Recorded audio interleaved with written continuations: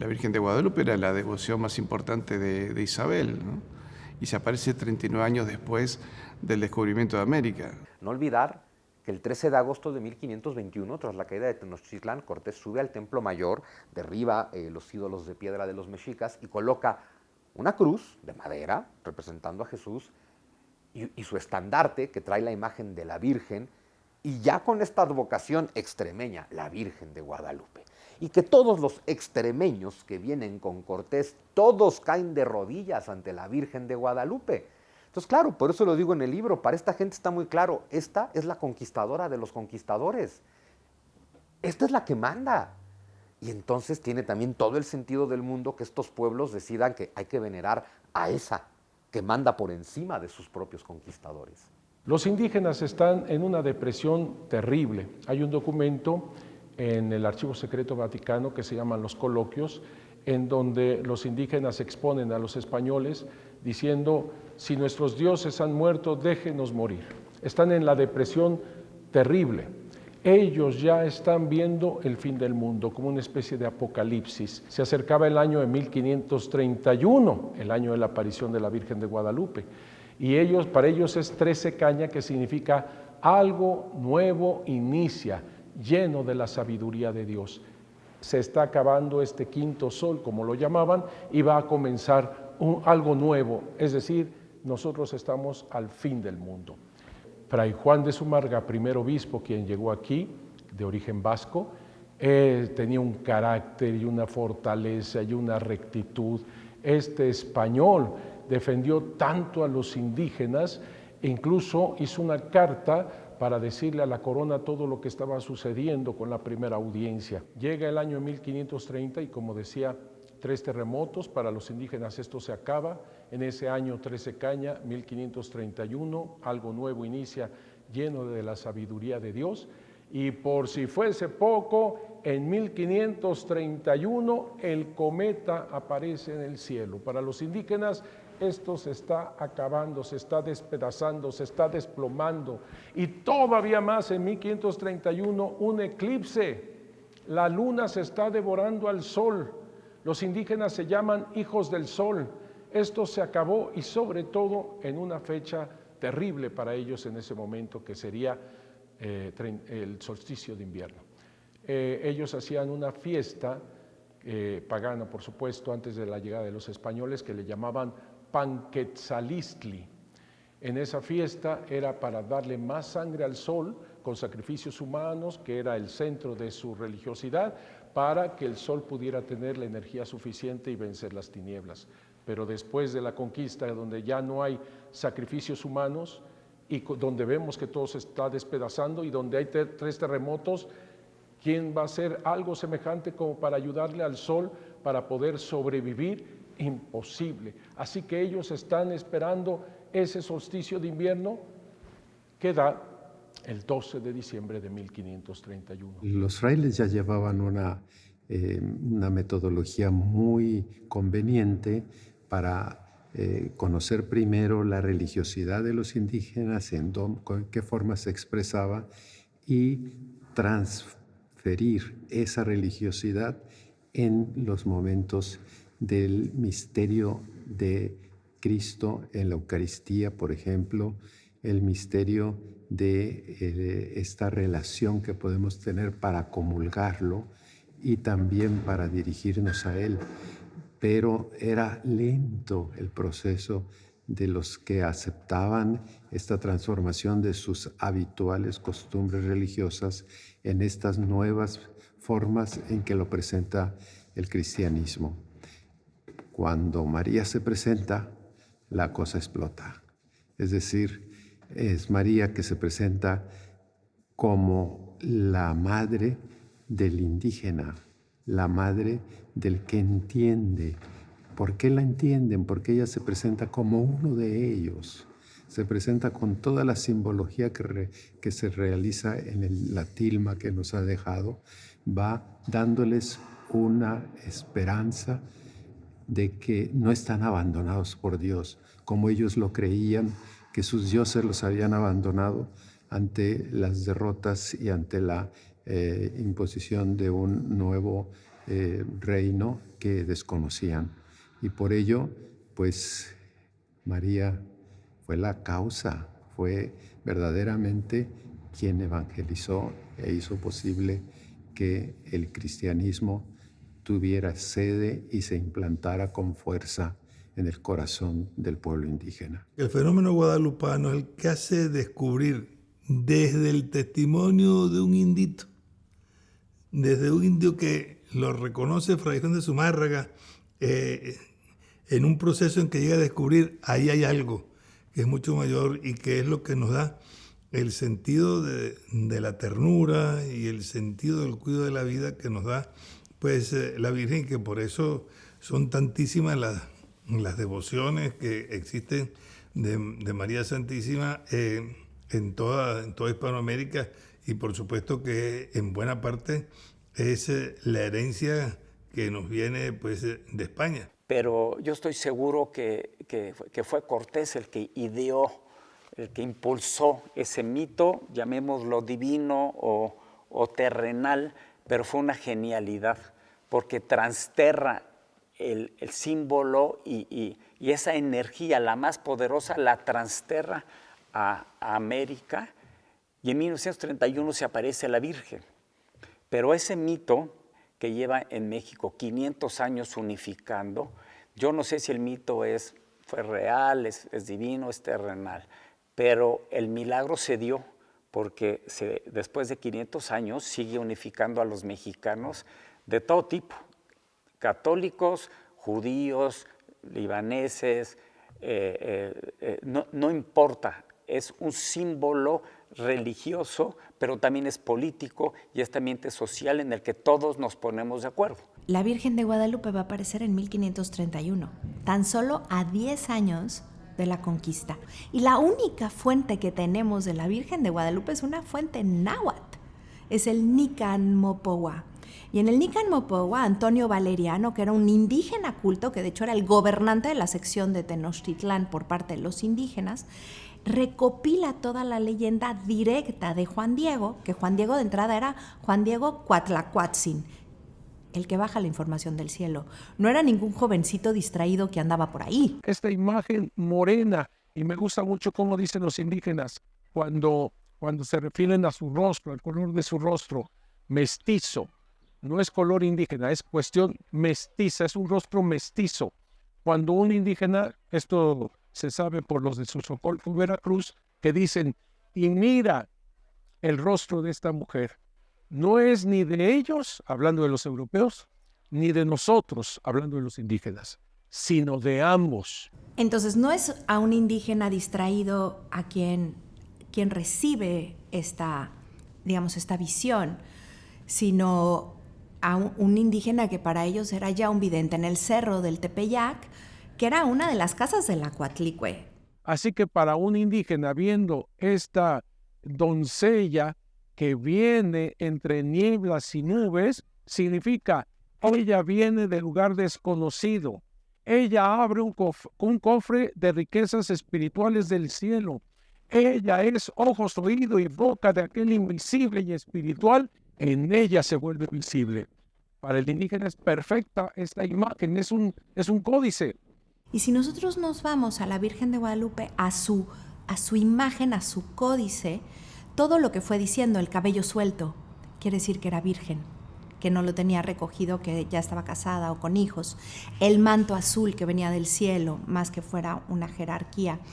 El que tiene una cruz en el cuello le pertenece a ese Dios. Empiezan a ver y se dan cuenta que es una devoción a ese Dios porque lo tiene en el cuello. Si se fijan en este rostro que viene con el pelo suelto, bien peinado hacia abajo, para el indígena significa virginidad. Si vemos al mismo tiempo que tiene este cinto oscuro arriba del vientre, maternidad. Así que es virgen y madre.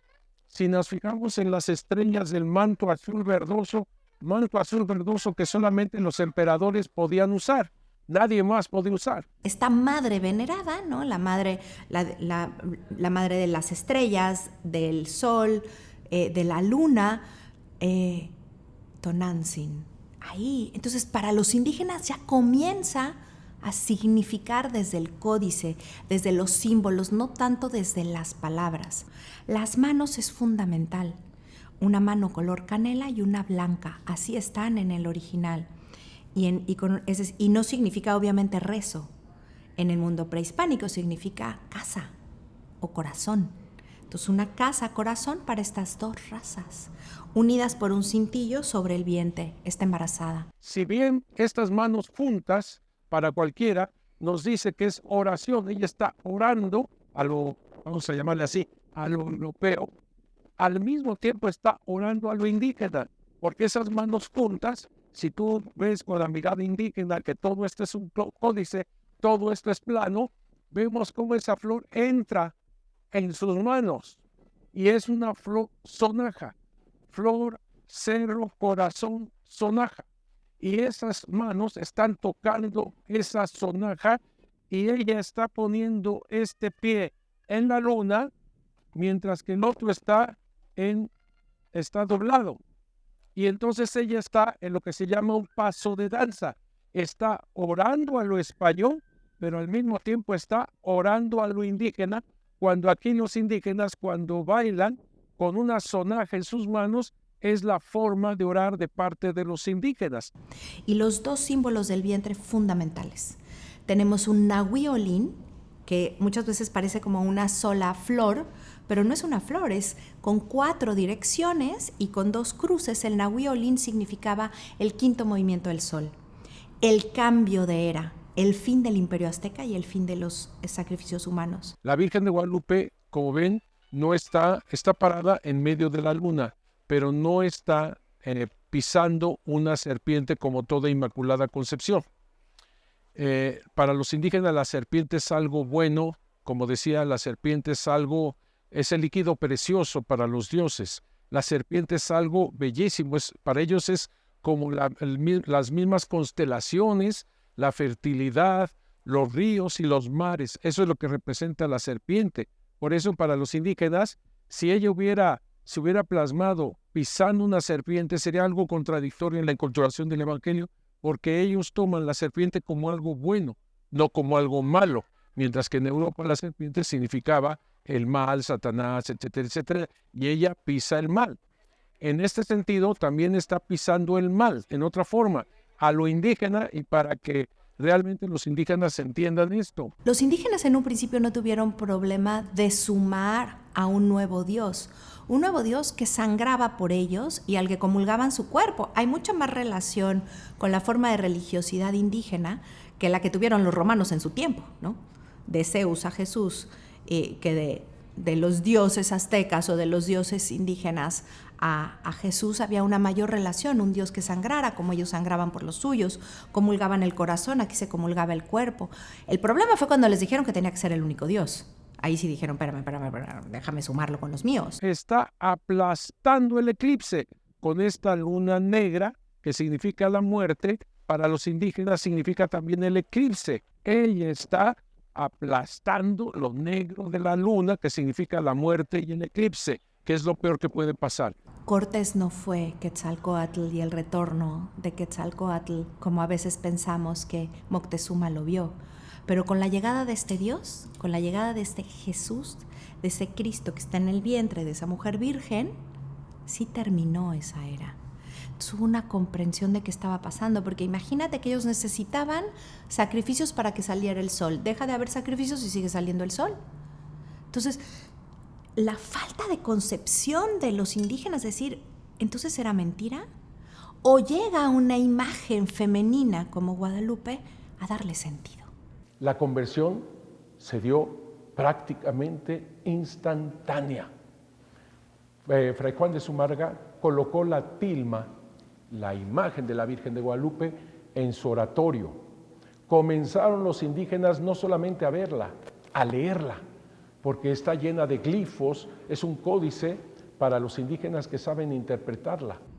Les dio sentido. Para mí Guadalupe se convirtió en la diosa del consuelo de lo que ellos estaban viviendo, en esa posibilidad.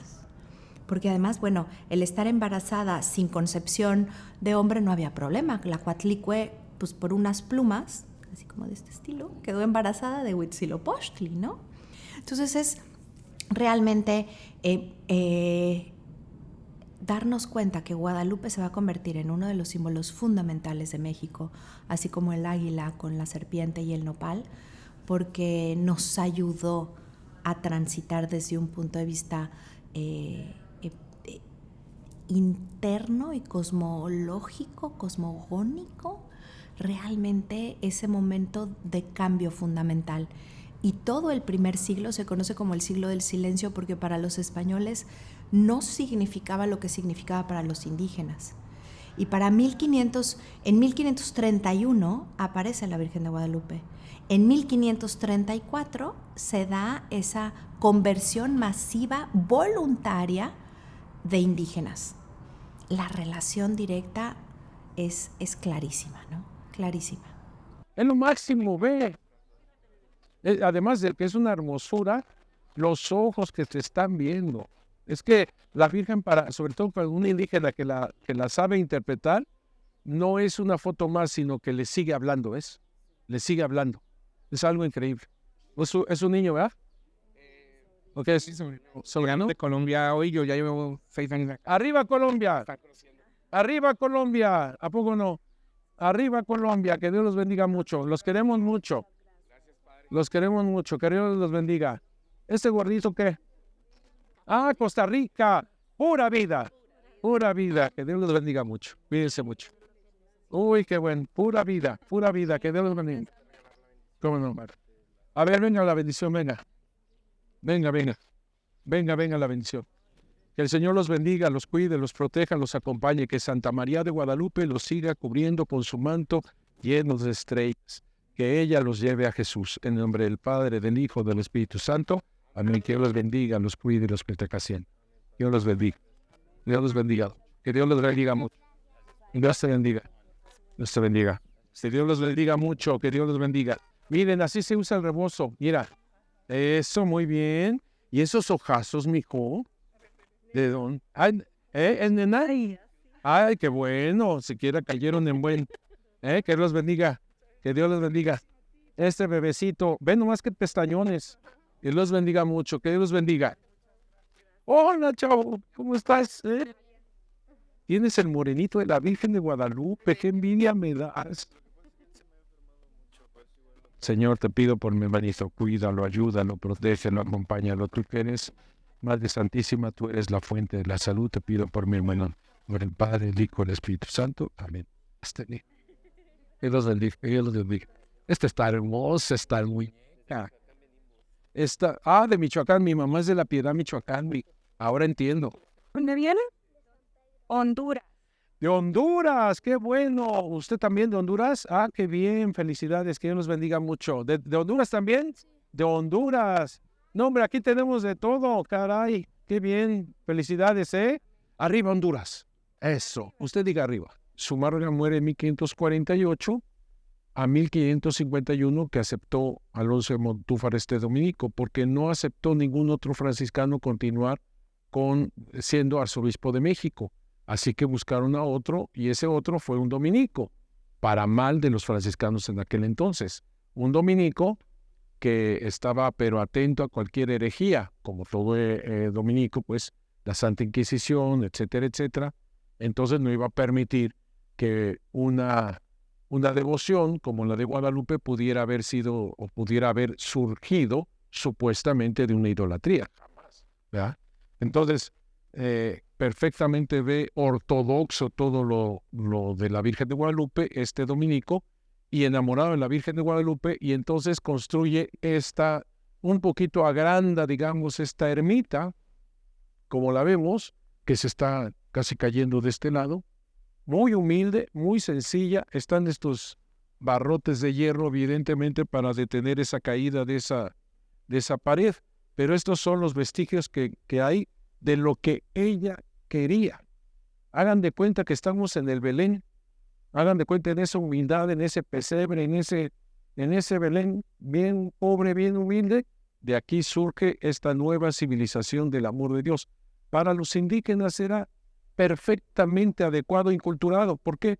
porque el gran imperio mexica, el gran imperio azteca, surgió así, de una pequeñísima ermita donde encontraron aquella águila devorando la serpiente en un nopal, y ahí, en ese lugar tan humilde, construyen una cosita de nada, de piedra y lodo, y ahora es el imperio. Bueno, para los indígenas esto es perfecto en esa inculturación.